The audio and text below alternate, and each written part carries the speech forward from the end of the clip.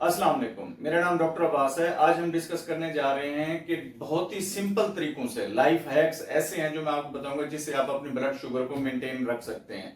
खासतौर पे उनका जिनका HbA1c बढ़ा रहता है तो वो अपने शुगर को कैसे कंट्रोल कर सकते हैं या HbA1c को कैसे नॉर्मल कर सकते हैं। आज मैं ऐसी लाइफ हैक्स की टिप्स देने जा रहा हूँ जो कि बिल्कुल रिसर्च से साबित शुदा है, उनके ऊपर कोई शक नहीं है। जब इस वीडियो को बनाने के लिए मैं YouTube पे सर्च कर रहा था तो मुझे एक वीडियो मिली जेसी इंचोस्पे की। ठीक है, ये एक फीमेल व्लॉगर्स हैं जो जिन्होंने PhD किया हुआ है बायोकेमिस्ट्री में। बायोकेमिस्ट्री में बेसिकली ग्लूकोज के बारे में, जो शुगर हमारी है बढ़ी रहती है उसके बारे में सारा कुछ वो पढ़ते हैं। तो उसने जो रिसर्च की है उसका मैं खुलासा आपको थोड़ा सा बताता हूँ कि कैसे आप वो शुगर कैसे बढ़ती है हमारी और उसको कंट्रोल करने के डिफरेंट तरीके क्या हो सकते हैं, छोटे छोटे जो अपनी लाइफ में आप शामिल कर दें तो आपकी शुगर कभी नहीं बढ़ेगी।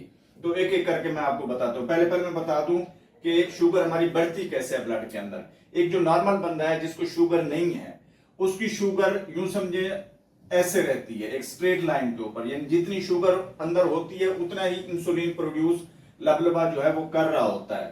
ठीक है, तो इस वजह से एक नॉर्मल बंदे के अंदर शुगर इसी तरह स्ट्रीम लाइन में रहती है। ठीक है, वो क्यों, वो मैं आपको रीजन एक बताता हूं कि थोड़ी देर के लिए ऐसे बड़ी जू ही शुगर हमारी एक नॉर्मल बंदे की फौरन ही इंसुलिन आ जाती है तो फौरन ही वो अपनी स्ट्रेट लाइन पे आ जाती है। लेकिन जो डायबिटिक पेशेंट्स हैं जिनको शुगर है, डायग्नोज हो चुकी है, वो जब खाना खाते हैं तो उनकी शुगर ऐसे स्पाइक की सूरत में आगे जाती है और फिर ऐसे जाके ऐसे रहती है। इस लाइन को कभी टच नहीं करती वो, क्योंकि उनकी शुगर कंट्रोल नहीं रहती। थोड़ी बहुत जो इंसुलिन जितना उसने काम करना होता है वो उतना तो मेंटेन कर देती है उसको, लेकिन वो उसको बिल्कुल बेस लाइन पे नहीं लेके आती जिसको हम नॉर्मल ब्लड शुगर कहते हैं। ठीक है, ये क्यों होता है? एकदम स्पाइक की वजह से इंसुलिन इतनी होती है कि वो या तो काम नहीं कर पा रही होती या बहुत कम अमाउंट में रिलीज हो रही होती है। इस वजह से जो आप मेडिसिन खा रहे होते हैं वो फिर उसको स्टिमुलेट करती है, या तो इसके एक्शन को ज्यादा बढ़ा देती है या लिबिडो को स्टिमुलेट करके उसकी प्रोडक्शन को बढ़ा देती है।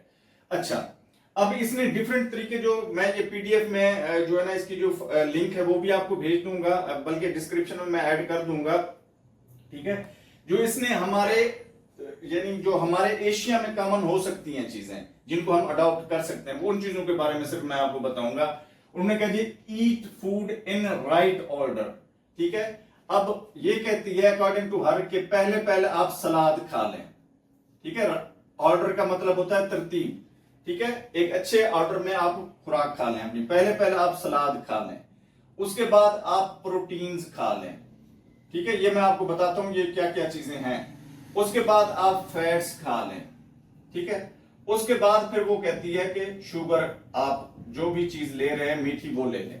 सलाद तो हमारा जैसे वही नॉर्मल कोकम्बर हो गया, खीरा हो गया, गाजर हो गई, प्याज हो गया, टमाटर हो गया, जो भी सलाद के पत्ते हो गए, जो भी चीज आप यूज करना चाहें सलाद में वो पहले खा लें। ठीक है, उसके बाद प्रोटीन्स में कौन कौन सी चीजें आ जाती है? गोश्त आ जाता है मेनली। ठीक है, अंडे आ जाते हैं, दालें आ जाती हैं, लोबिया आ जाता है। ठीक है, ये गंदम की रोटी है वो आ जाती है, उसके अंदर भी थोड़ी बहुत प्रोटीन होती है। ठीक है, ये चीजें। उसके बाद वो कहती हैं जी प्रोटीन खाएं। प्रोटीन्स डेफिनेटली पक्की जो होती है हमारी सब्जी, वो एक फैट्स के अंदर या ऑयल या घी होता है उसके अंदर पक्की होती है, तो वो फैट्स भी चला गया। वो कहती है शुगर का कंटेंट एंड पे रखें। अब ये क्यों उसने ये कहा है?